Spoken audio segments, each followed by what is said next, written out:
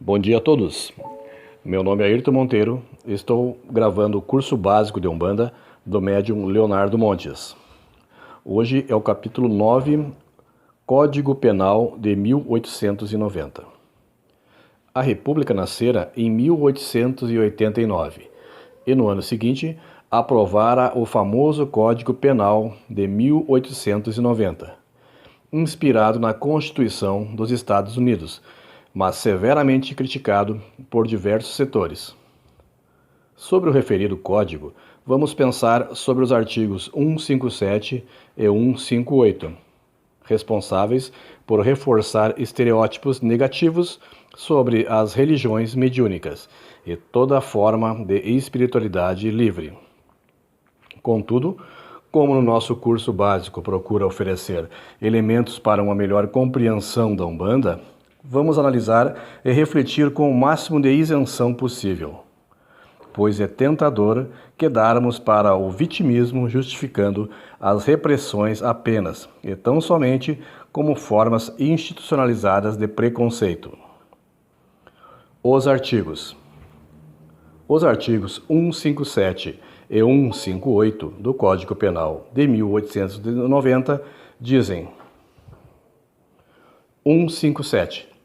Praticar o espiritismo, a magia e seus sortilégios, usar de talismãs e cartomancias para despertar sentimentos de ódio ou amor, inculcar curas de moléstias curáveis ou incuráveis, enfim, para fascinar e subjugar a credulidade pública, penas de prisão celular por 1 a 6 meses e multa de R$100 a R$500.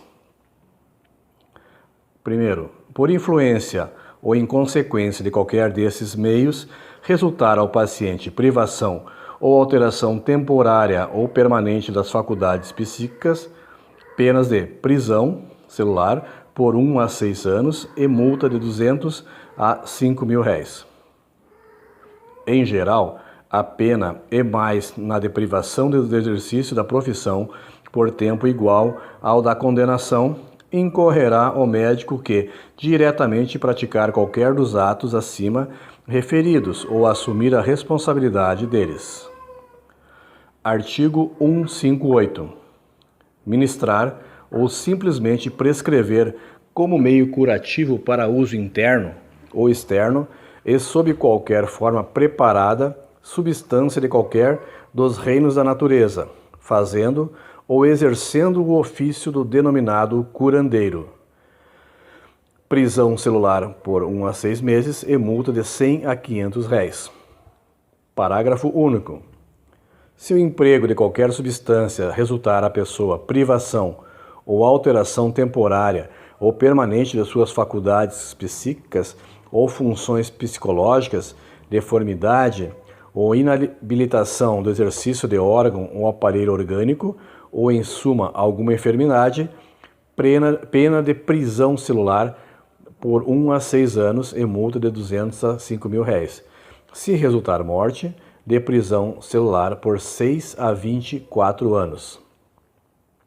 Este código foi decretado por Deodoro da Fonseca e seus ministros que viam a necessidade de reformar o Código Penal brasileiro, não apenas para romper em definitivo os laços com o período monarquista, mas para que o Brasil entrasse efetivamente numa nova fase.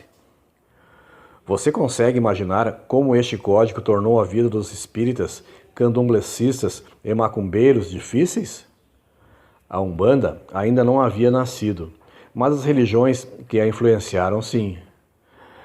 A esta altura do nosso estudo, você deve ter compreendido que séculos e séculos de desvalorização da cultura do índio e do negro foram responsáveis por gerar um sentimento de negatividade em torno de suas práticas, o que persiste até hoje.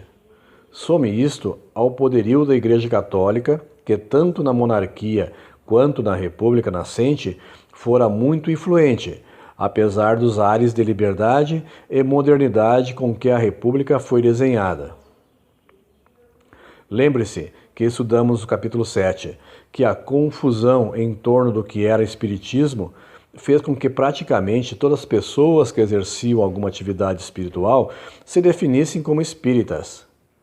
Assim, quando o Código afirma que a prática do espiritismo estava proibida, ele se referia a todas as religiões mediúnicas e a qualquer tipo de prática espiritual que não fosse as igrejas cristãs. Contudo, se avançarmos no estudo do referido código, encontraremos alguns artigos que parecem verdadeiros paradoxos, como o artigo 185, que diz: ultrajar qualquer confissão religiosa, vilipendiando o ato ou objeto de seu culto, desacatando ou profanando os seus símbolos publicamente, pena de prisão celular por 1 a 6 meses. Você deve estar pensando que as pessoas que fizeram esse código não sabiam muito bem o que estavam fazendo, não é? Afinal, como eles poderiam criminalizar práticas religiosas e ao mesmo tempo dizer que qualquer ultraje às religiões seria passível de prisão? A resposta, contudo, é muito simples. Eles não viam o espiritismo, o candomblé, a macumba, etc., como religiões.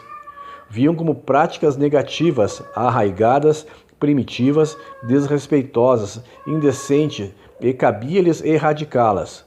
Religião mesmo era apenas o catolicismo e o protestantismo.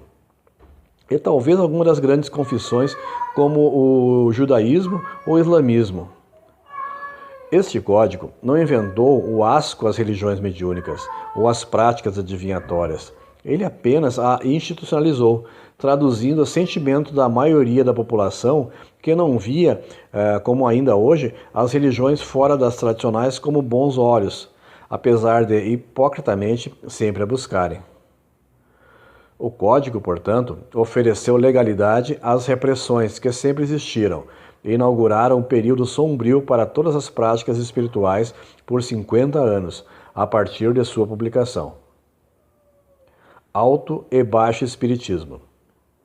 Lembre-se que no Brasil, o espiritismo começou entre as camadas mais altas da sociedade, atraindo a atenção de pessoas com algum poder de influência social e política. Essas pessoas se uniram não para se opor ao Código Penal, mas para que não associassem o espiritismo com outras práticas. O jornal O Reformador, da Federação Espírita Brasileira, publicou uma matéria da qual podemos extrair o seguinte trecho.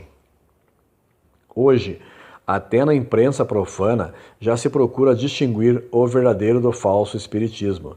Já se compreende que a doutrina espírita, como todos os demais credos, teorias e ciências, é suscetível de falsificações. É nesse contexto que surge pelos meios jornalísticos as expressões de alto e baixo espiritismo. O alto espiritismo era o espiritismo propriamente dito, popularmente chamado de kardecismo ou mesa branca, e o baixo espiritismo eram os candomblés, as macumbas e o catimbó, todas as demais religiões mediúnicas. Gradativamente, especialmente pelo apoio político e pelo trabalho social caritativo, a FEB conseguiu demonstrar que suas práticas nada tinham a ver com os demais grupos. Assim, os centros espíritas foram deixados em paz. É importante registrar que sim, o espiritismo sofreu perseguições policiais e sim, muitos dirigentes foram presos. Contudo, com o apoio da FEB, este quadro mudou completamente, promovendo certo respeito das instituições políticas em relação às práticas espíritas. Já as religiões afro-brasileiras continuaram a ser perseguidas, aberta ou veladamente, até meados do século XX. Infelizmente, a FEB e demais lideranças dos centros espíritas perderam a oportunidade de usar da sua força social e política para, de alguma forma, intervir a favor da liberdade de culto. Ao contrário, a estratégia adotada foi de isolamento, distanciamento das demais práticas religiosas. É desse período que nasce o receio que, normalmente, o espírita tem nas práticas afro-brasileiras, não conseguindo vê-las senão como primitivas e inferiores, certo? Há exceções. Adendo. Recentemente, assisti a uma palestra proferida pela professora Valquíria Velasco, abordando as perseguições policiais no Rio de Janeiro entre 1890 e 1929. E posso dizer com sinceridade que tomei um baita susto quando ela afirmou que, em algum momento, as delegacias de polícia começaram a cruzar informações com a FEB para saber se as pessoas presas eram mesmo espíritas ou não. Se a FEB dissesse que sim, eram liberadas. Se dissesse que não, continuavam presas. Eu nunca li isso em algum lugar. Assim espero que um dia possa ler a pesquisa sobre isso, pois certamente é um detalhe esquecido da história e que suscitará muitas análises. Olhando para dentro. É claro que seria bem mais fácil tratar essas perseguições como simplesmente frutos da ignorância, do desrespeito, do desvalor e da criminalização das práticas de baixo espiritismo. Porém, é preciso reconhecer que muitas pessoas desestruturadas, sem formação religiosa adequada, também se aproveitaram, como sempre foi comum, para exercerem as suas práticas nefandas. Ao lado de pessoas que buscavam exercer sua religiosidade de forma serena e tranquila, haviam casas que batiam tambores a noite inteira, o que certamente incomodava os vizinhos que denunciavam a polícia, que, amparada pelo Código Penal, prendia aquelas pessoas e fechava a casa. Ao lado de pessoas que exerciam suas práticas de forma respeitosa, haviam aqueles que não se intimidavam em sacrificar animais e deixá-los nas encruzilhadas. Ao lado de pessoas que procuravam fortalecer a fé religiosa em devoção ao seu santo, orixá, inquice ou vodum, haviam aqueles que usavam da sua religiosidade para ameaçar, amedrontar e até mesmo prejudicar alguém em troca de vil metal. Ao lado dos curandeiros que benziam e curavam com ervas, haviam mercadores do sagrado, sempre dispostos a vender fórmulas mágicas para encher seus bolsos. Ao lado dos médiuns receitistas, que recebiam dos médicos espirituais receitas de remédios alopáticos, fitoterápicos ou homeopáticos, havia outros tantos que, recebendo vento, também queriam receitar sem condições mediúnicas para isto. Portanto, ao lado de pessoas sérias e respeitosas, sempre houveram pessoas desestruturadas exercendo práticas estranhas que serviam de fomento ao preconceito e à discriminação, que sempre existiram, mas eram frequentemente reforçados a cada vez que um novo absurdo se apresentava na praça. Conclusão: o Código Penal de 1890, ao criminalizar as religiões mediúnicas e demais práticas espirituais, institucionalizava o preconceito e a discriminação. Soma-se a isso as condenações públicas que a Igreja Católica promovia, os terreiros que eram apedrejados, os dirigentes presos, os jornais sensacionalistas e as pessoas desequilibradas que exerciam publicamente suas tarefas espirituais. E resultado será um contexto tenso e sombrio. Daí a importância de conhecer este código, pois quando a Umbanda surge em 1908, ele estava em pleno vigor, reforçando um estigma social que apenas em meados de 1950 é que perderia sua força. Aqui encerro o capítulo 9, até a próxima aula. Muito obrigado a todos.